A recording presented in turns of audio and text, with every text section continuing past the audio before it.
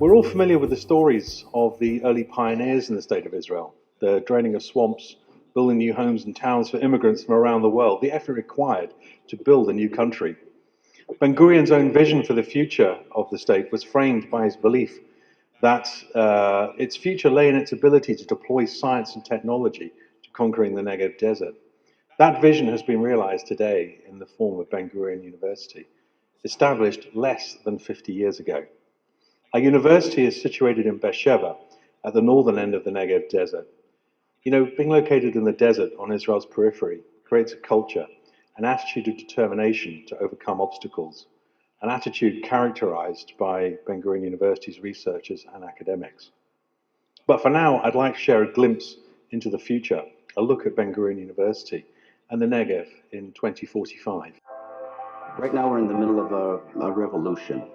From the moment the intellectual capabilities of computers surpassed our own, we crossed this technological barrier and we entered the realm of morality. When my family moved here from Tel Aviv in 2017, I was only 9 years old, and it was still considered a pioneering act. Now, if you want to engage in research on cybersecurity or water technologies, Beersheba is a global center.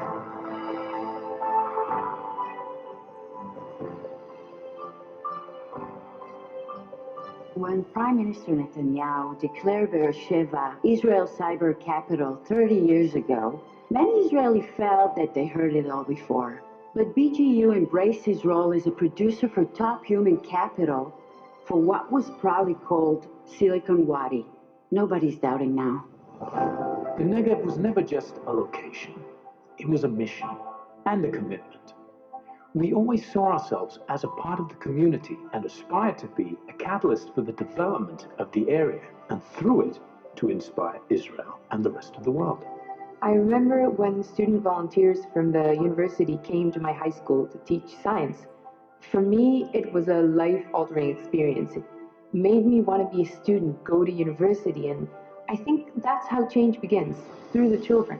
And this is what Ben-Gurion University of the Negev does.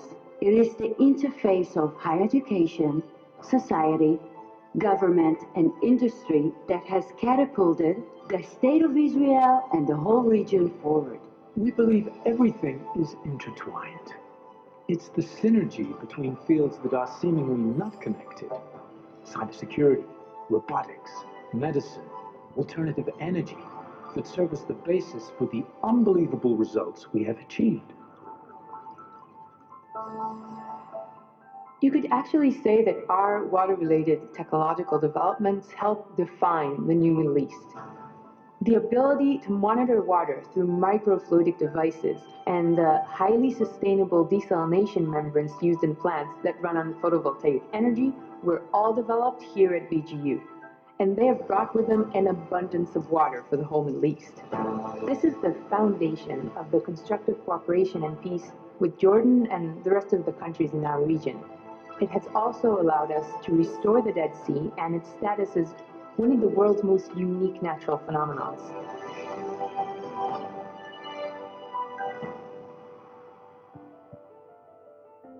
The ability to target diseased cells was the key factor in defeating cancer.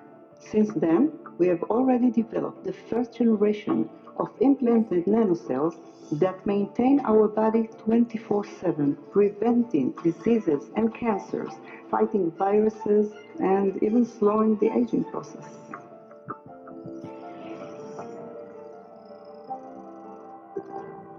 Technologically, we've achieved some unprecedented breakthroughs in the last few years. Our robots are highly intelligent and they're capable of performing very complicated tasks.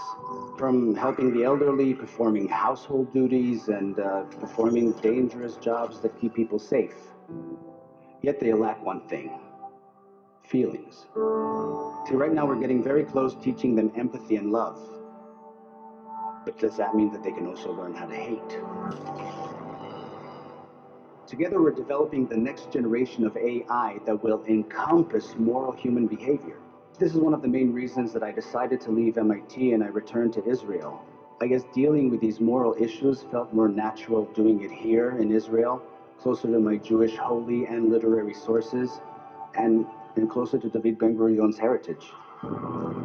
When BGU celebrated its 50th anniversary 25 years ago, it celebrated the donors who believed in the dream. Not only did they make this beautiful North Campus possible, which doubled the university's size, but they also helped us exponentially grow our influence on the most important priorities of the global agenda. I really believe the Nobel Prize we won belongs to all of us. Well, everybody knows that our main goal is to significantly shorten the travel time to Mars and also to increase the amount of freight that can be carried by space shuttles flying there.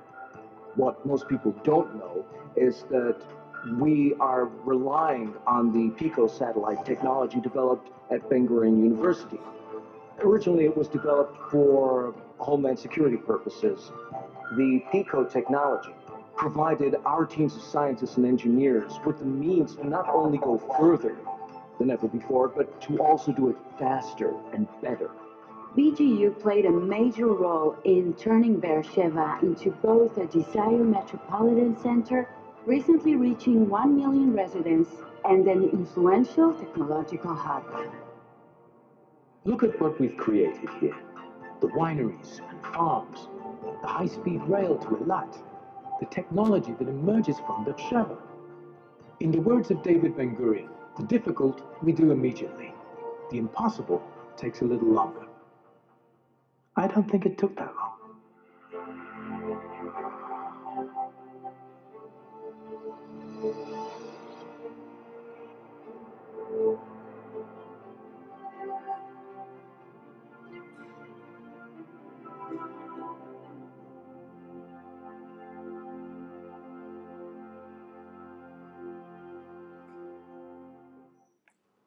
That's a view, a vision of 2045. I sincerely hope to be well and truly retired by then. But many of the topics covered in that video are real. They're real today. Scientists at our Desert Research Institute were key to developing desalination technology that now provides 80% of Israel's water supply. We've developed treatments that will cure brain tumors today. Our engineers have created a commercially viable robot that you can put in your car and it'll drive the kids to school. We've even launched our own PICO satellite in July to monitor environmental changes around the globe. And all this in less than 50 years. Imagine what we'll do in the next 25. Tonight we're here to hear more about a crucial time in history for the Jewish people and the State of Israel. And my colleague Natan will share insights into the Balfour Declaration in a moment, together with Charles. But before he does, I wanted to draw your attention to the brochures you'll find in your seats. Whatever your philanthropic interests or priorities, there's a chance we'll be exploring a solution. Some of the ideas, some of the concepts you saw there on the screen, they expect to be realizing those in the next 25 years. You have an opportunity to ensure that the people that we featured in that video can actually reach there by supporting them today. And that is the purpose of the Ben-Gurion University Foundation, to provide opportunities to young people to study today to become tomorrow's scientists.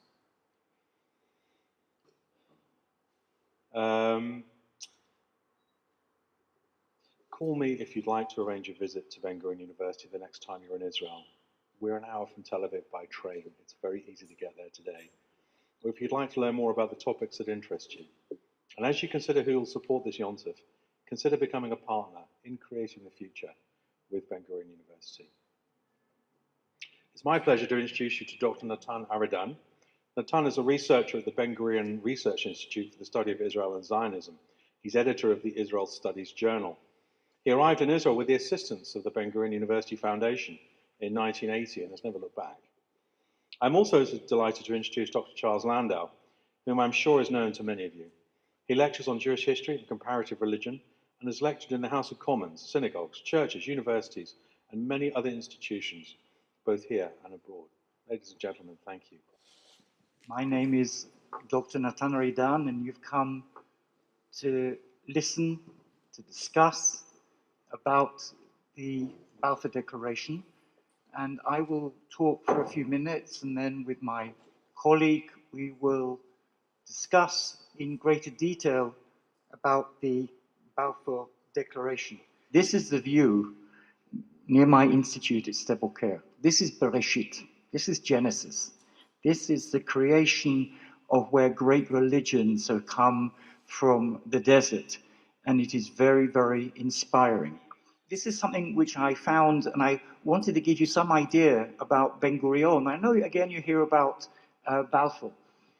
Someone wanted to give money to setting up a university in Beersheba. And Ben-Gurion talks about the college at Sde Boker. This is a vision in 1963. What he basically talks about later on is that all his life he's been considered crazy. But that's what having visions are about. And over here, he writes over here, at the bottom, not only would not I regard your plan as a lunatic one, but I myself was engaged all my life in lunatic ideas, and many of them have become facts and important factors in life here. And this was 7 years before the university was even created. I teach diplomacy, and one of the things, I'm gradually getting into the Balfour Declaration, and diplomacy is the art of letting someone else have your way. It's called marriage. I once asked my friend's parents, who have been married now for 70 years, what the recipe for their marriage was, and they both said the right to use a veto. History does not repeat itself, but historians repeat each other. And there is still no understanding of what we do with the dissolution of the former Ottoman Empire. One of my favorite quotes is taken from Harry Potter. Many of you who are grandparents perhaps have also read it for the first time with your grandchildren. But he talks about and this is, I'm being serious about leadership, it is our choices, Harry, that show what we truly are, more than our abilities.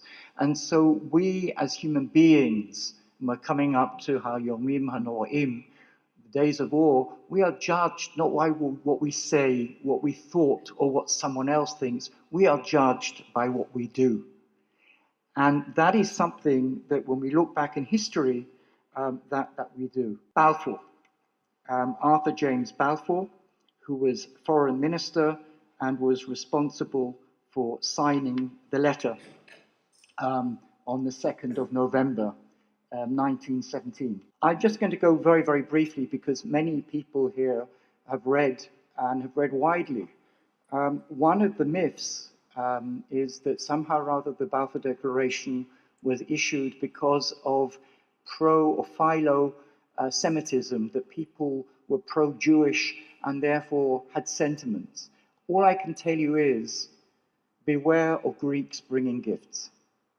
No one has ever offered anything to the Jewish people without a price. And when I go and I teach diplomacy and I look at the votes of the UN vote on Palestine in 1947, there wasn't one country out of the 56 or the 57 countries that voted, not one, that voted because they felt sorry for the Jews.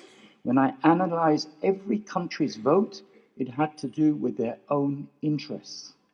So we have to be very, very careful when people write books about what they think should have happened with something else. The other thing, before we go into the discussion, is that those people who are anti-Zionist, anti-Israel, are now trying to rescind the Balfour Declaration. They are trying to get the British government to apologize about issuing the declaration. And this shows not only the chutzpah, but it shows the utter ignorance of why the Balfour Declaration was issued. This theory that somehow or rather the British government was hoodwinked by these Zionists and these Jewish conspirators, and those ministers and the Prime Minister really didn't understand what was going on, shows an utter, dissemblance of why the British issued the declaration. I'm not going to take parts of what Charles would like to add.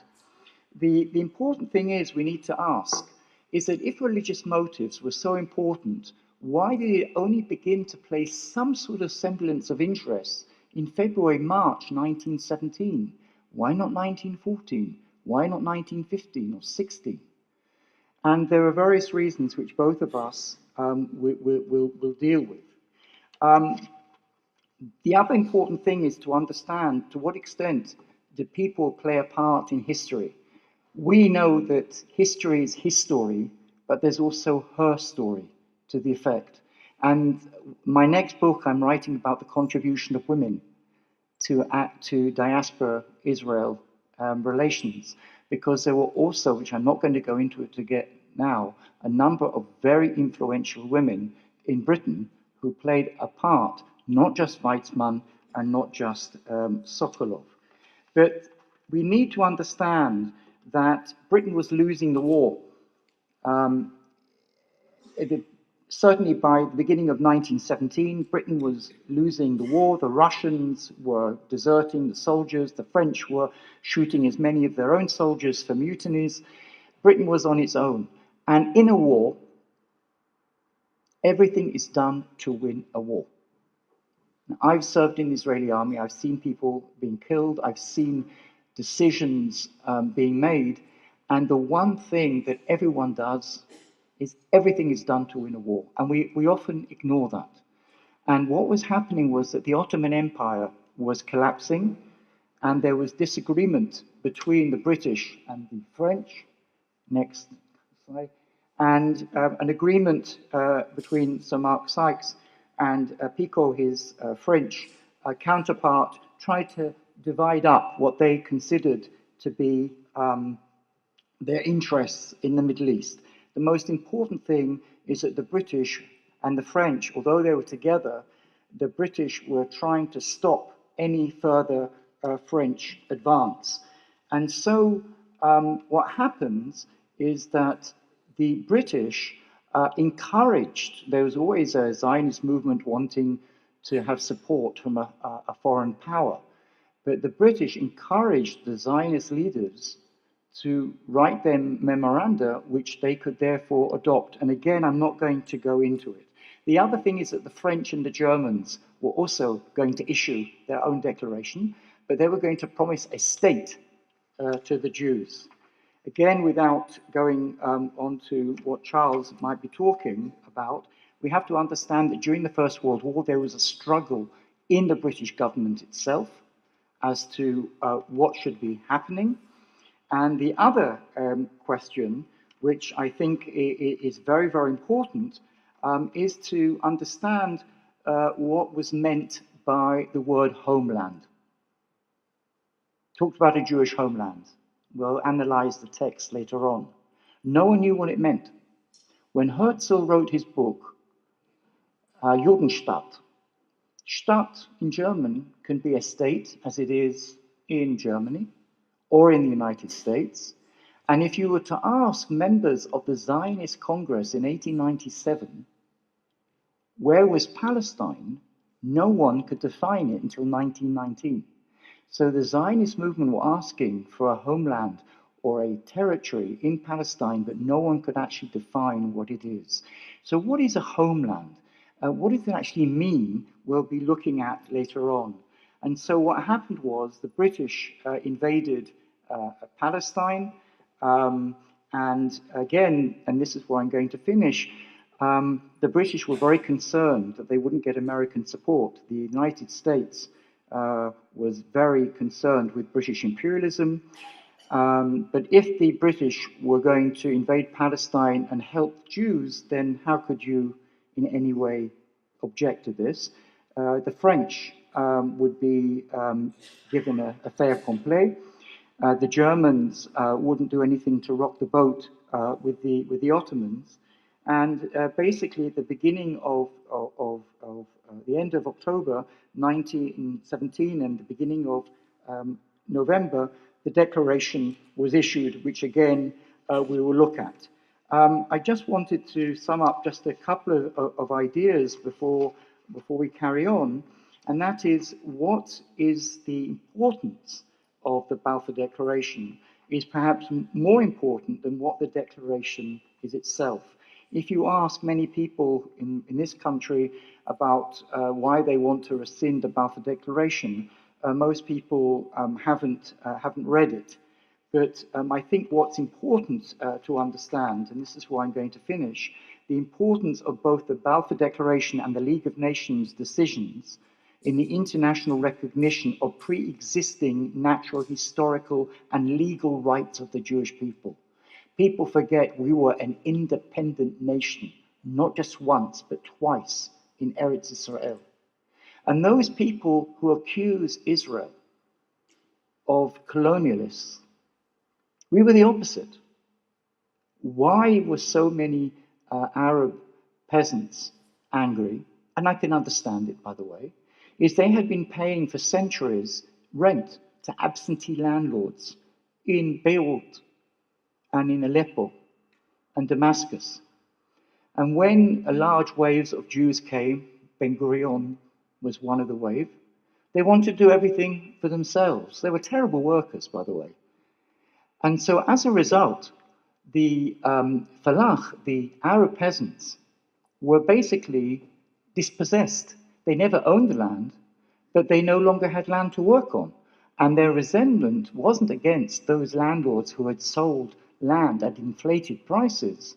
Their anger was at Jews who had actually bought the land. And the first time Jews ever went into real estate was when Abraham bought the cave of Machpelah to bury Sarah.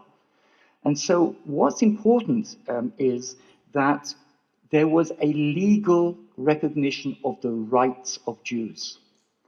And what is going on in the debate on the Balfour Declaration today isn't so much the Balfour Declaration, it's the de-Judaizing of the Jewish rights to the land. I'm not going to go into it now about what the future should be of the West Bank, Yehuda v'Shomron, whatever you use, but if you actually look at the figures, people will be astounded to find that Jerusalem, as early as 1845, there was a majority of Jews in Jerusalem. This was before the Zionist invasion 50 years later on.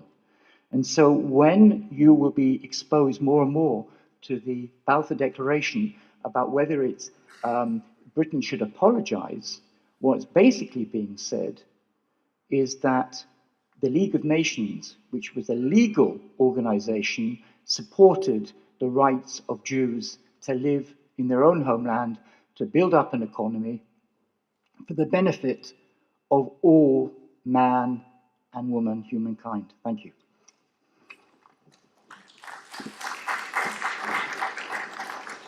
Okay, my name is Charles Landau. I've not met Winston Churchill. I've not met the Queen.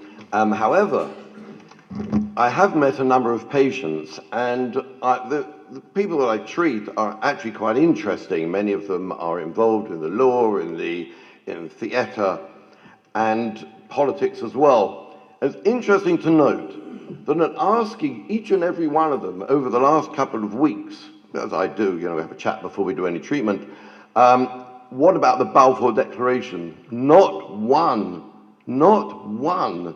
had heard of the Balfour Declaration, let alone read it.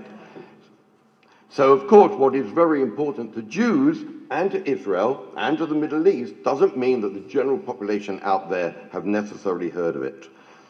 It is not about Jewish influence. It is not about Jewish money. It is not about Jewish wealth. It is not about the number of Jews in America that brought about the Balfour Declaration. It is, as Nathan said, entirely interest. There is a wonderful apocryphal story, maybe, but maybe not, of Ben-Gurion with de Gaulle in 1920. Ben-Gurion was visiting de Gaulle in one way, well, an official visit, also to thank him. 1960. 1960? Yes, de Gaulle wasn't around in 1920. Did I say 20? See, that's what I said, 1960, of course. Thanking after the States. You just listen carefully. So there he's visiting him in 1960, and he comes to Paris, and Ben-Gurion says to de Gaulle, I want to thank you for all that you have done for Israel, for all the arms you have provided. You are a great friend of Israel. And de Gaulle looked down at Ben-Gurion, physically, metaphorically, actually, and said to him, Monsieur Ben-Gurion, in international politics, there are no friends. only interests. And that, of course, is the story of the Balfour Declaration, is about British interests doing what was best for Britain at that particular time in 1917. I thought that we would lead off in a different way. Where should we start? Should we start from... It sounds like a White House conference. Yes, it does. But I'm not Trump. No, you're not. Okay, we can start, although you, of course, mentioned that the influence of religion isn't that great, and many people put down much to philo-Semitism, although when the early Zionists, and Herzl and Weizmann as well, and others, when they looked around the world, they looked at England as being the place which was the natural home for their endeavours. And England did have a strong history of philo-Semitism, a word which was created at the end of the 19th century, about the same time as the word anti-Semitism was created, as Zionism was created, the word pogrom was created as well. And so they looked at England, and in England, all the way back to the early 19th century, 1820, and thereon, there was a strong feeling that the Jews, especially Lord Shaftesbury, should be returned to even what he called Eretz Israel, rather than calling it Palestine. I wonder what your views are on that. Okay, can you try and find the slides of the declaration when you do it? First of all, this is very important. It goes actually back to 1657 during the Cromwell interregnum with Yisrael ben Menashe, when the Jews are allowed to come back. And I often ask myself, why is it that so many of our Christian brothers and sisters are so pro-Zionist and pro-Israel?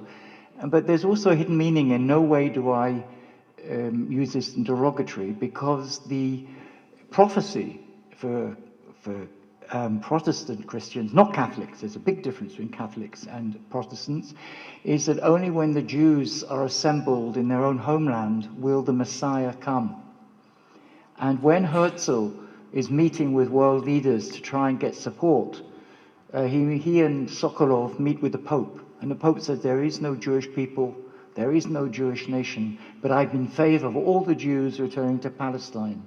And they say, why? He said, then we can convert you en masse when Jesus comes. Now, this is important because those evangelicals and other people in this country, but more so in America, their agenda is that they love the people of Israel, because the prophecy is, or part of the prophecy in the New Testament, is that when the Jews go back to their land, then the Messiah will come. So there's an interest here.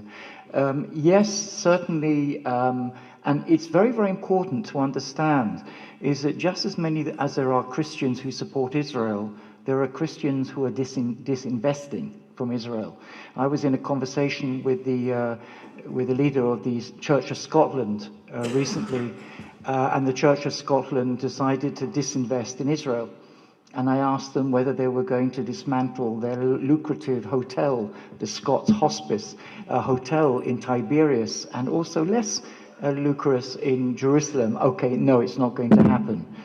And the pro-Jewish sentiments, we need to ask ourselves, to what extent did this hold sway? To what extent did this influence? It influenced because you mentioned England, and it was something that we Israelis always talk about Anglia. We don't say Great Britain, because 3 of the High Commissioners of Palestine were in fact Scottish, and the Welsh, which Lloyd George himself was Welsh, they were brought up on the Old Testament. And they know our Tanakh, they know as well as many Jews, and that they were the children of Israel.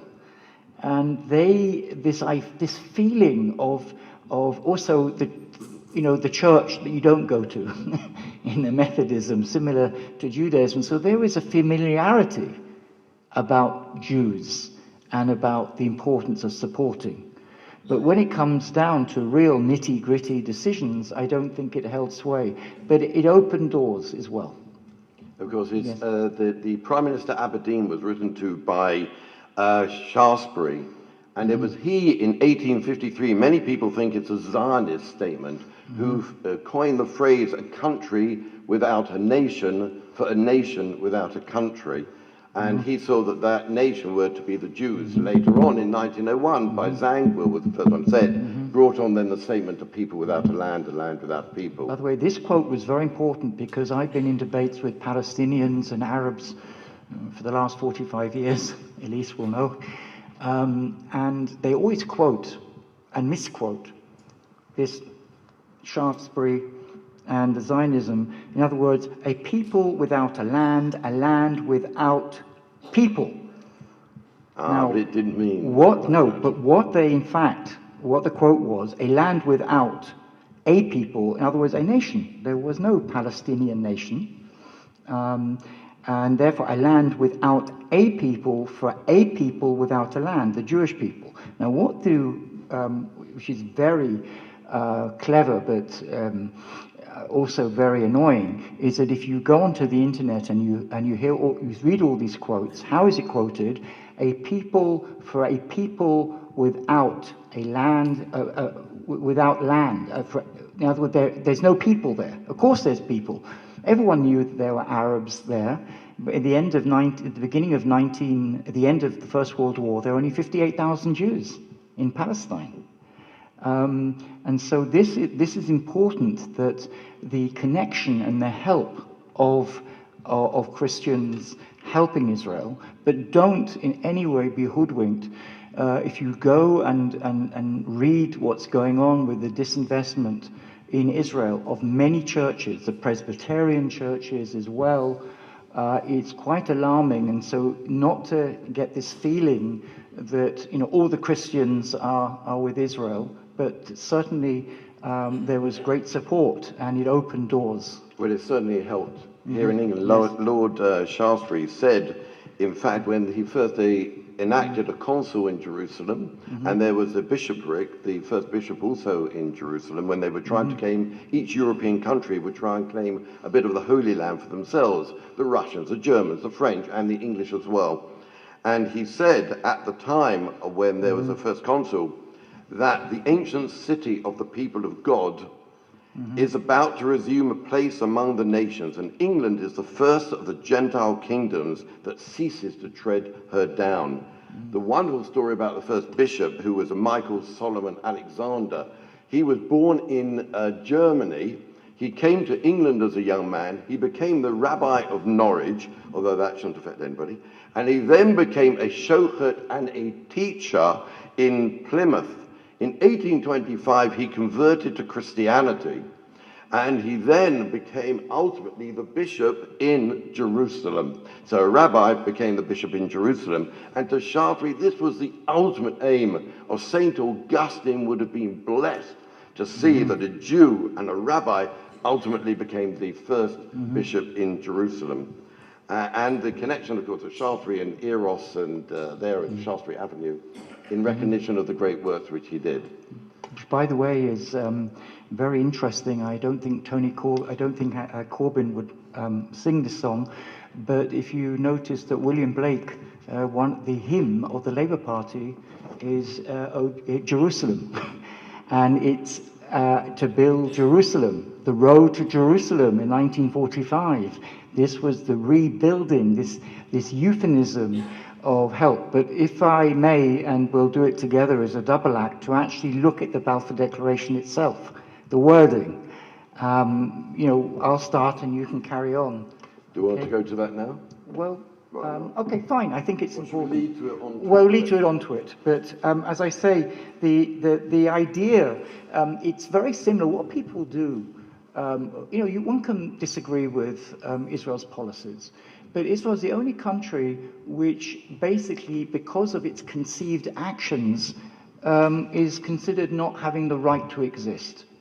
No one says that the United States doesn't have a right to exist because it was formed on slavery and other things. No one talks about France not having the right to exist because of Algeria, or Jordan, which was an artificial state created by British imperialism, or Saudi Arabia, or the Lebanon itself. And this delegitimization is important because you delegitimize the Shoah.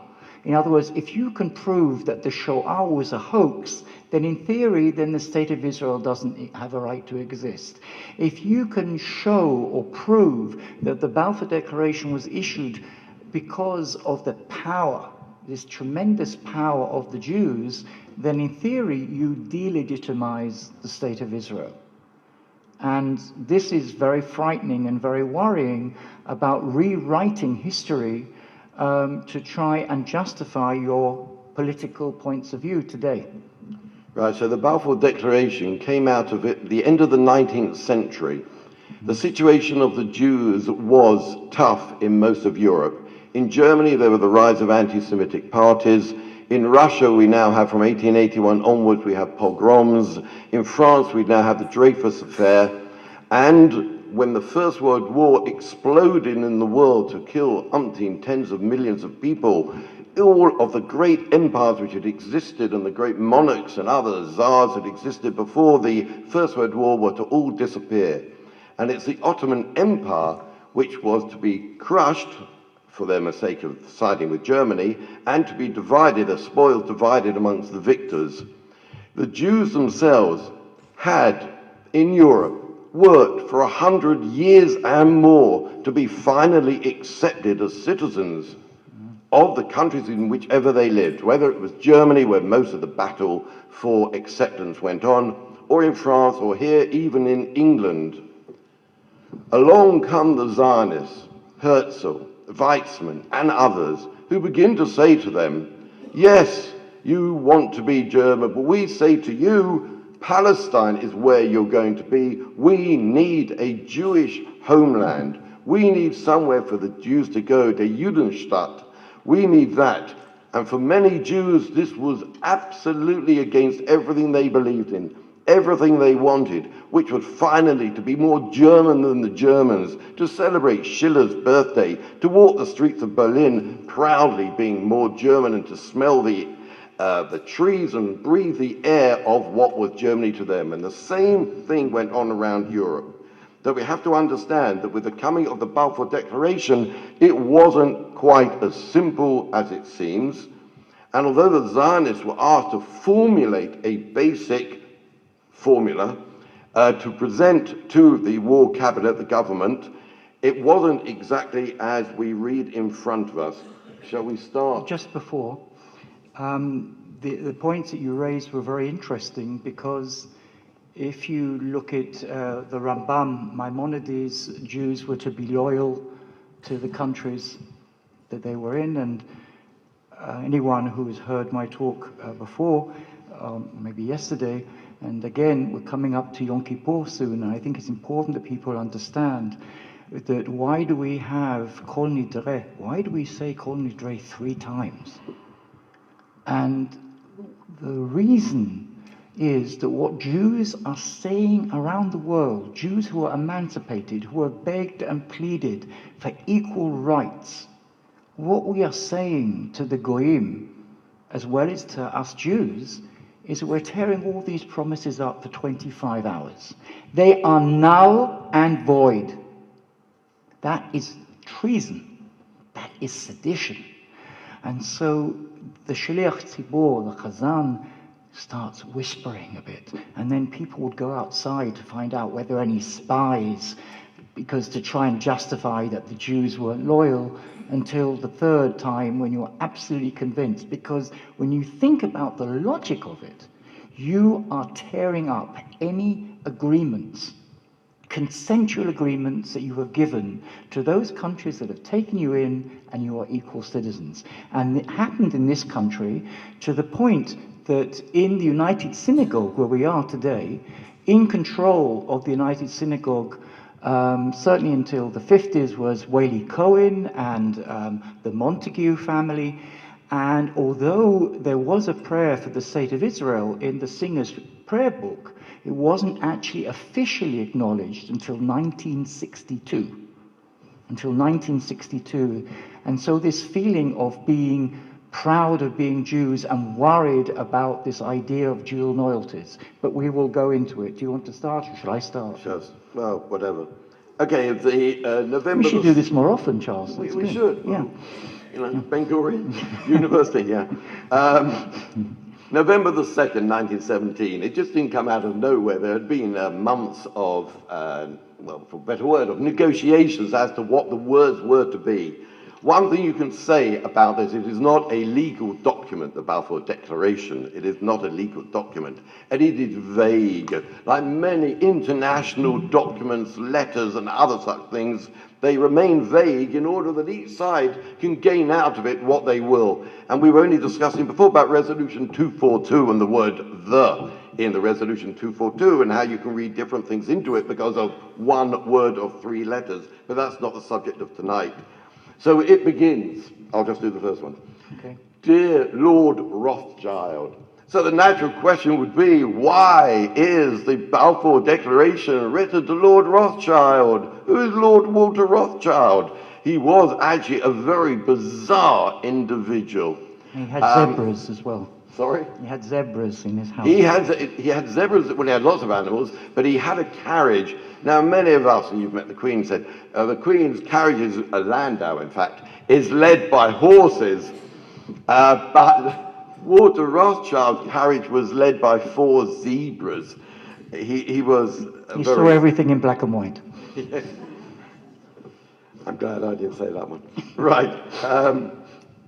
Rothschilds have been asked. They were a leading Jewish family and recognized around Europe, obviously, as one of the great Jewish families of the world. Their influence was immense. Not all of them were Zionists. Many of them were actually anti-Zionist, but that's not the subject. But it was they that were asked, with others, to formulate a basic idea which they could put into a declaration, whether it's known as the Balfour Declaration or whatever, to be put into a declaration. Why didn't they write it to Sokolov, who was the titular representative of European World Zionist Organization and was in many ways superior above Weizmann, who was English Zionist Organization? Why didn't they write it to either of those? And the answer was, generally said, of course, that Sokolov himself was from Russia. He was a foreigner. And it would seem somewhat not quite kosher, although they probably wouldn't have used that word, not quite kosher to write a declaration such as this to a foreigner. So the other person would have been Weizmann, a man who had done so much for this country in his development of acetone and other aspects of warfare for the First World War in Manchester, who was a British citizen. He had been for 10 years by then. Why not write to him? It's because, of course, again, he was second to Sokolov, so you couldn't really write to the number 2 in the organization. So it was easier and it was better, therefore, to write to Rothschild as a leader, one of the leaders of Anglo Jewry, and the man who had formulated the idea in the first place. Okay. Right. First of all, when we actually look at the translation, I have much pleasure in conveying on behalf of His Majesty's government. Now, if one looks at the Middle East conflict, one looks at negotiations, the history of diplomacy is often when someone thinks that they have the authority to act on their government and doesn't. The best example is a McMahon agreement, of which the British representative in Egypt is considered to have promised Arabs their own states after the First World War, which just wasn't true. So what we know is this comes from the top. This was from the government. And it was very, very important that following declaration of sympathy. Now, sympathy is great. All of us have sympathy. We don't have to do anything about it. Being sympathetic to something doesn't actually commit you, but it was done. The important thing is with Jewish Zionist aspirations. Now, if it had just been Jewish, the longing for Zion was part and parcel of Judaism. You can't take Judaism out of Zionism. But the recognition of the Zionist movement within 20 years of its establishment, the Zionists didn't have money, they didn't have influence, and they didn't go on Aliyah. And so this the idea of recognizing a political organization. Now, to recognize the PLO is much easier to understand. The PLO have clout, they have support, they use terrorist methods, etc., and they played their important place in history. And therefore, the PLO, you can understand why. Not in any way am I comparing the PLO to the Zionist movement. This was a tremendous success. Now, the other thing is, it adds, it has been submitted to and approved by cabinet, by the government. Now, why is this important? Now, Tanari Dan can write a memoranda, like Lord Samuel did in Herbert Samuel in 1915. So all of a sudden, Charles Landau comes to the archive and says, Tanari Dan wrote this memorandum. The only thing is no one read it. Asquith, the former prime minister, never allowed anyone to actually disseminate any of these things. So we learn that it has come from the government, it has been discussed and approved. That is something you can't take away from the declaration. Over to you, Charles. Right, so you've raised the interesting point, of course, which we maybe have left out, in fact. So what was the interest of the British government to go to the Jews with an offer? Why would they be interested at that point of taking a bit of the Ottoman Empire and giving it to a people that hadn't been in that land for 1,000 and X number of years? They believed, rightly or wrongly, that the Jews, in fact, did have a certain amount of influence, both importantly in Russia and in America. At that point, America was not in the war, or by the time of the declaration they were, but they wanted America into the war, and they believed that the Jews would have an influence in Russia in order to keep Russia in the war and fighting.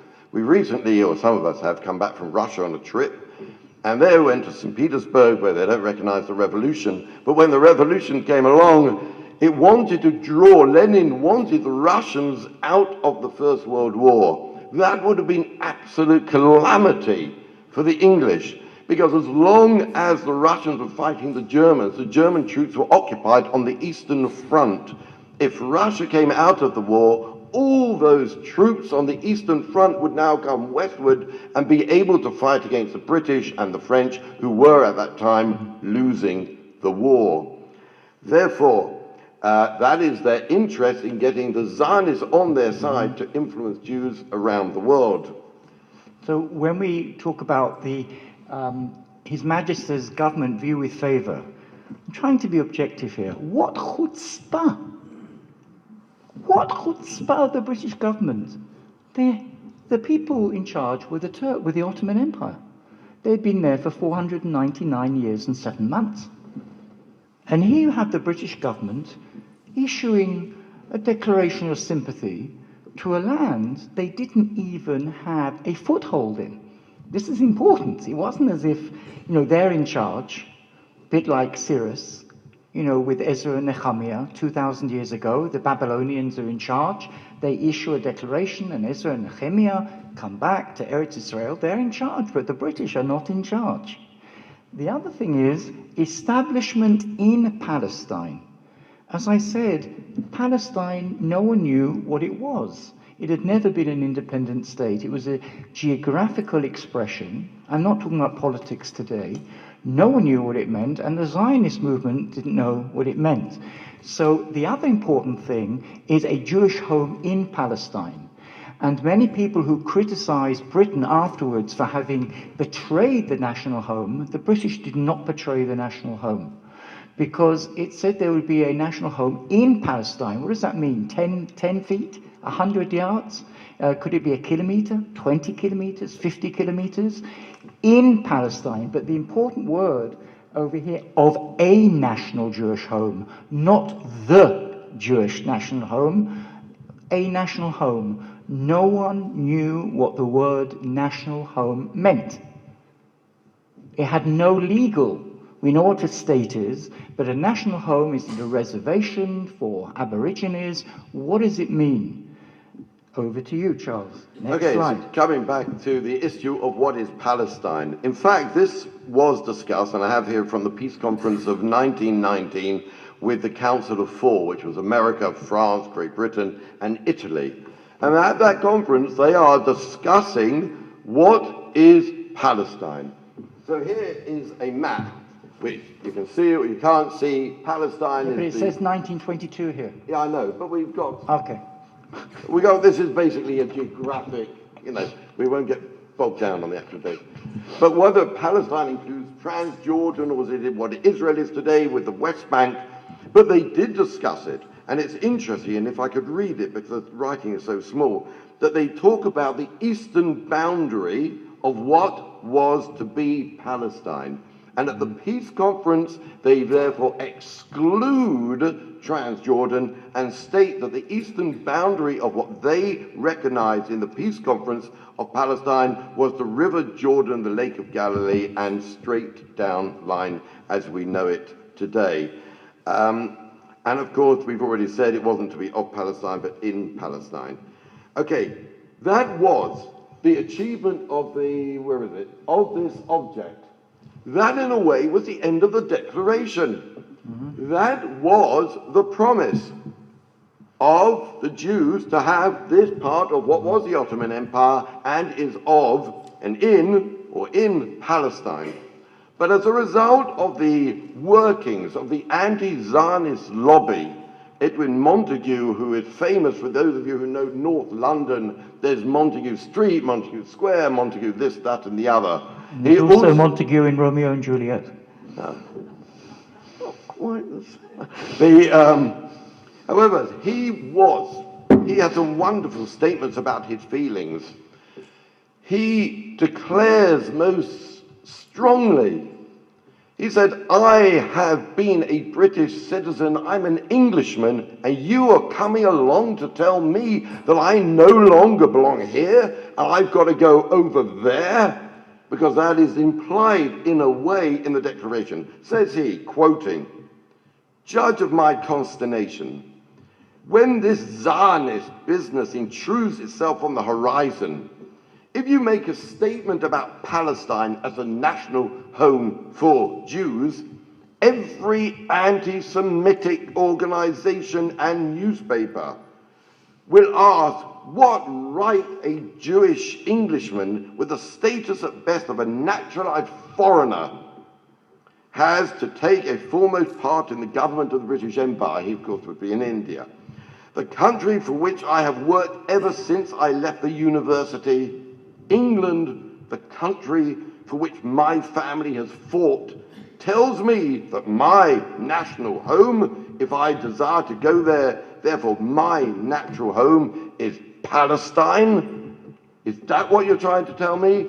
And he actually accused that government of being anti-Semitic because you, by declaring that, are aligning yourself with anti-Semites who say we do not belong here. If I can just add to this before we carry on, there's some interesting points here.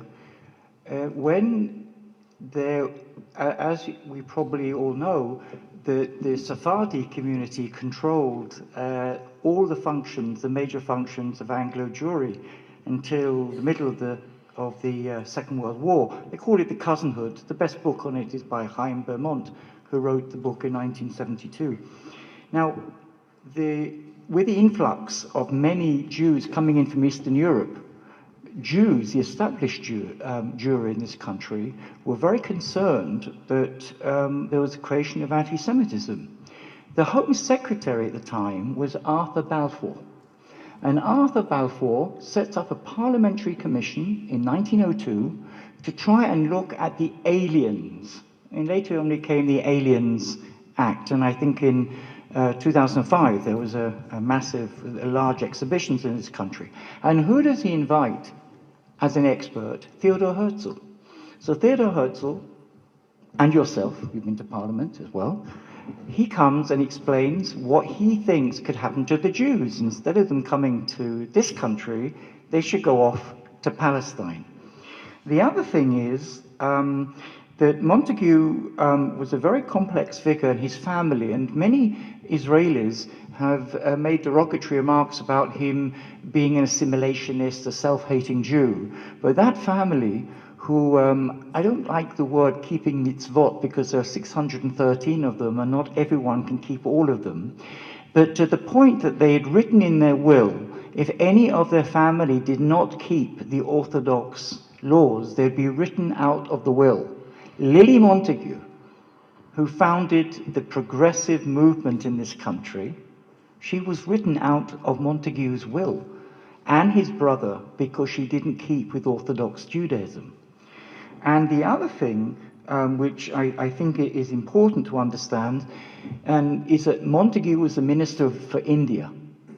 Now, if there was a declaration which was sympathetic to Jews, there was a large population of Muslims in India, and there would be unrest, violence, more soldiers and police men and women would have to go to India, and that would cause a lot of problems for the Minister for India.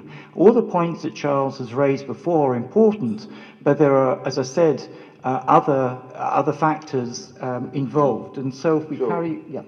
But, of course, he was not a member of the war cabinet to which the declaration was being made and set up, although he himself was invited to attend and give his opinion because the ministers wanted to have somebody who was anti-Zionist as a balance in whilst they were producing this. Montagu, in fact, his father was the First Lord of Swatheling, and he was a religious man. He was halakhically Jewish, and he stated that if any of his children would marry out, then they would be cut off. Edwin Montagu, in fact, had an interesting relationship with a woman called Venetia Stanley. Yeah, that Asquith was also there. They had a menage a trois, sorry, but it's true. I wouldn't have said that in Edgeware, but you know. There was an interesting relationship, but in the end, and he was dying, literally, to marry her. And it went on and on and on, and in the end, she agreed to convert. Eventually, she converted a man, but she was never faithful to him. She had numerous affairs, and even his own child, most people think it wasn't actually his child. It's getting interesting, right? But when he died, nonetheless, he swore his absolute allegiance to his wife. He said as soon as Weizmann knew that Montagu could now come to meetings to do with the declaration, he said, as soon as I saw the announcement, I was afraid we were done. He died when he was 54. Well, okay, this is very important, and the question of one of the things I do in my research is I always try and think out of the box. So if I'm looking at the Prime Minister's office in Israel, I actually map out throughout the whole of the last 50 years whose office is next to Ben-Gurion or Levi Eshkol or Golda Meir. So when I find that Golda Meir didn't really like Yaakov Herzog, who, by the way, was going to be chief rabbi in this country in 1965, he found himself in the storeroom of the cabinet. And the other thing is, when I look at British ambassadors, and it's important to just add this, until the early 80s, the ambassadorship, the British ambassadorship to Tel Aviv was the last post. That was the end of someone's career. It was only afterwards that this changed. And so what I do, and when you talk about who's in the know, who isn't, I look at where ambassadors have come from and where they go. What ideas do they bring with them? Where do they go on? So it's important for us to understand who is in the inner circle. Okay, so coming back to the declaration. So the basic declaration, as we've read, just repeated, His Majesty's government view with favour the establishment in Palestine of a national home, and that's the first time that expression was used. There is an enormous amount written in legal documents and other places about what this exactly means. If anybody wants to read a 20-page article, just let me know. Of a national home for the Jewish people, and we use their best endeavours to facilitate the achievement of this object. But now come two extra parts, which are now included. It being clearly understood that nothing shall be done which may prejudice the civil and religious rights of existing non-Jewish communities in Palestine. It doesn't say Arabs of Palestine, and there is a view that he was in fact alluding to the Christian communities. But for Montagu, it's the next bit. All the rights and the political statement enjoyed by Jews in any other country. Don't worry, your status is assured. Can I just mention this is important because when the Zionist Congress met the first time in Basel at a casino, which was vacated. So the Zionist movement started in a gambling hall. What was important, that in the declaration, in the Basel, it was there on clause number 5, where it said there, and this was in the Zionist movement, that nothing should be done that will be contrary to the laws of Jews in their respective countries. And as Charles just mentioned, it's important, it's basically saying you can make an omelette but don't break the eggs. And it's a bit of an understatement to say non-Jewish communities, because non-Jews were 95% of the population. 95%. Nearly 700,000. To, as we said before, 59,000 Jews. I think we'll just come to the last bit of it and then ask if there are any questions. Yes. So the last bit goes, I should be grateful if you would bring this declaration, because we've already established it wasn't written to the Zionists, it was written to Lord Rothschild, if he would then bring it to the knowledge of the Zionist Federation. And eventually it was brought, it was declared, and it was on the day the Jewish Chronicle came out on a Friday, so the Jewish Chronicle could have, in those days people used to read the Jewish Chronicle, and it had good stuff in it. But let's, at this point, take some questions. What I thought I'd do is, I'll take, say, 3 questions, and we'll address all of them. Roy Cook was in London during that period, in 1916 and 1919, and he actually played quite an important role in getting all the powers together. Is there anything that you've heard about at all in this realm?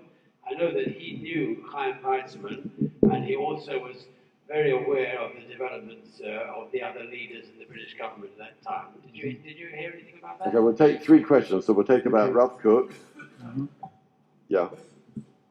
So, this gentleman here. Oh, you want the mic? Yes. Yeah.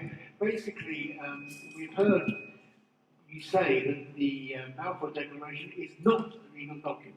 We have now come to the state where the Palestinian Authority and their supporters are endeavouring to disprove the Balfour Declaration. Therefore, what is it? What is the influence that it's had? Why has it had such an influence? And why are they trying to disprove it? Okay, the third question came from the back. We're no relative. My question relates to the latter part of the sentence, which reads, all the rights and political status enjoyed by Jews in any other country.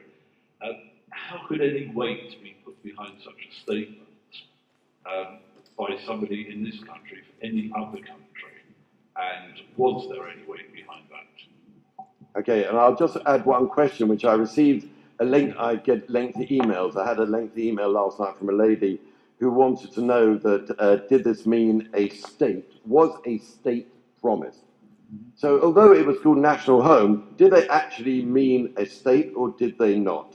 So we'll deal with that one as well. Do you want to deal with Rough Cook? Rough Cook, the question is that there were a number of people who were involved in various things, but looking at the documents, and again, documents aren't all the be-all and end-all, I would say that Rabbi Hertz was very involved, Rabbi Hertz from the Hertz Chumash, who was very pro-Zionist, to the point that when he died in 1946, there wasn't a chief rabbi in this country for a year and a half, because the anti-Zionists, Montagu and Wady Cohen, did not want a Zionist chief rabbi until they found Rabbi Brody, who was then in Australia, and for various reasons. So this idea of who is involved, I don't think, if there is, I would like to know, but certainly Hertz and also the Herzog, Gaster, Moses Gaster, the Chacham. The other thing is, I mean, I'll give my points and then you can do it as well. You asked the question about if the Balfour Declaration isn't a legal document, then why are they trying to disprove it? Because the Balfour Declaration, as far as the Palestinians and Israel's detractors, I like to use the word detractors, is basically the original sin. That's how they see it. In other words, and if you think about logically, there were 58,000 Jews living in Eretz Israel in 1918. By the time the British had left in 1948, there were 600,000 Jews. Okay, many of them had come illegally. But that, had there not been, first of all, Israel was created not because of the Shoah, but despite the Shoah, because more people would have come on Aliyah. So, because of the Balfour Declaration, therefore, Jews came on Aliyah, and they were able to be at least half the population in 1948. So therefore, if you disprove, if you go against the Balfour Declaration, you are delegitimizing Israel's right to exist. There was only an early desire to put in the word the reconstitution. Right. That word to be in the Balfour Declaration, but that wasn't allowed. It is an error often, even by our own Board of Deputies and other Zionist organizations, to sometimes talk about the creation of the State of Israel in 1948. It is the recreation, the reconstitution or it's the creation of the modern State of Israel. But Israel has always been there. Otherwise, it implies that we are there because of the Shoah. So did they mean a state? And many people write that the best analogy is that the words home for the Jewish people is something like a fetus, and that it will naturally develop into a child, which is the state. So there is the War Cabinet, for instance, of which Lord Balfour himself was at. As to the meaning, Rosalind, of the words national home, to which the Zionists attached so much importance, he understood it to mean some sort of British, American, or other protectorate under full facilities would be given to the Jews to work out their own salvation and to build up by means of education, agriculture, and industry a real center of national culture and focus of national life. It did not necessarily involve the early establishment of an independent Jewish state, which was a matter of gradual development in accordance with the ordinary laws of political evolution. And the idea that a state would come about is mentioned by Balfour and many, many other people. But not at the time. But not. There were many people who, of course, stated in many times as well, the 1920, 1922, 23, that under no circumstances did we ever mean a state. And within 1 year, in fact, of the Balfour Declaration, the British government itself was trying to withdraw slightly. This, by the way, is important to understand Israeli politics today, and also to understand the problems between Ben-Gurion on the left and Jabotinsky on the right. And that is, you cannot declare a state unless you are the majority. And this is a problem with Jerusalem today. 40% of all the inhabitants today of Jerusalem are not Jewish, 40%, and it goes up every year 1%. So one of the questions is, the Jews didn't demand a state, because how can 58,000 people have a state? What is understood by that is something else. But then coming back to your question about Jews in other countries, which is lesser known, is that the Americans, Woodrow Wilson, supported the Balfour Declaration, but there was also pressure from non-Zionist Jews and anti-Zionists in America on the British government to include that. And I said before that if you look at Germany and if you look at America, if you want to go and daven to pray and you see that the synagogue is called temple, then you know it's not an Orthodox synagogue. Why? Because the German Jews, the American Jews, you have temple. The temple is the Mishkan. The temple is the Mishkan, and they do not need the yearning for Zion. So the pressure was also, if the Americans were going to support it, this also came from the American Jews. Before we end, it's interesting to, in a second, I've answered your question before you asked it. You could be an Israeli. Yes. On this matter of the number of people living there, in fact, the War Cabinet deals exactly with that point and says they can't call it a state because there aren't enough Jews there. They're a tiny minority there, so how can they? So it said, the War Cabinet, it did not intend to establish a Jewish state or to promise its future establishment, but it did intend to give the Jewish people, through the interim solution of the national home, the opportunity to become, quote, a definite majority of the inhabitants and to make Palestine a Jewish state, once again. I've been asked to give the vote of thanks this evening, but before I do, I'd just like to say, as Jeremy's already mentioned, that I'm a volunteer at the Ben-Gurion University Foundation in London, and I've come to promote the event this evening. The next time you're in Israel, I urge you to take a train from Netanya, to take a train from Tel Aviv, and even from Yerushalayim, and go down south to see the Beersheba and the university. When you get off the train in the center of the town, you realize that you have the desert landscapes, you've got the clean air, you've got uncongested traffic, relatively uncongested traffic, and you sense the quality of life down in Beersheba, which is why it's a booming town, which is why a lot of Israelis are going down there now to live for that, for that quality of life. The university is at the center of the town. It embraces the town, and the town embraces the university. There are cultural synthesis between the two. It's the fulfillment of David Ben-Gurion's vision to establish and develop the Negev for the Jewish people. It is Israel's cybersecurity capital, as Jeremy's mentioned, or Phil mentioned this evening, and it is Israel's Silicon Wadi.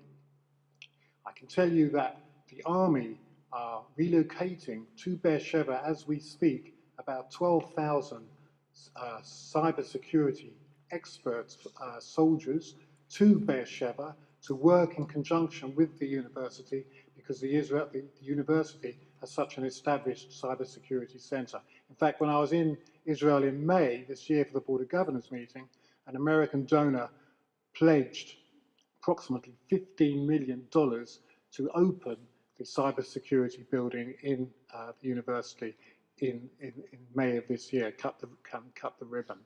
I'd like to take this opportunity to just read to you a small text from what Yes Minister, as we started this evening with the flyer, which said, had a excerpt from Yes Minister. Bernard and Sir Humphrey discuss as yet unwritten minutes of a cabinet meeting. Bernard says, "So you want me to falsify the minutes?" Sir Humphrey says, "I want nothing of the sort. It's up to you, Bernard. What do you want?" Bernard, "I want to have a clear conscience." Sir Humphrey, "A clear conscience?" Bernard, "Yes." Sir Humphrey, "When did you acquire this taste for luxuries?" Well, I have the luxury this evening to thank Nathan and to thank Charles for their forensic examination of why Lord Balfour and the British government supported a national homeland for the Jews in Palestine.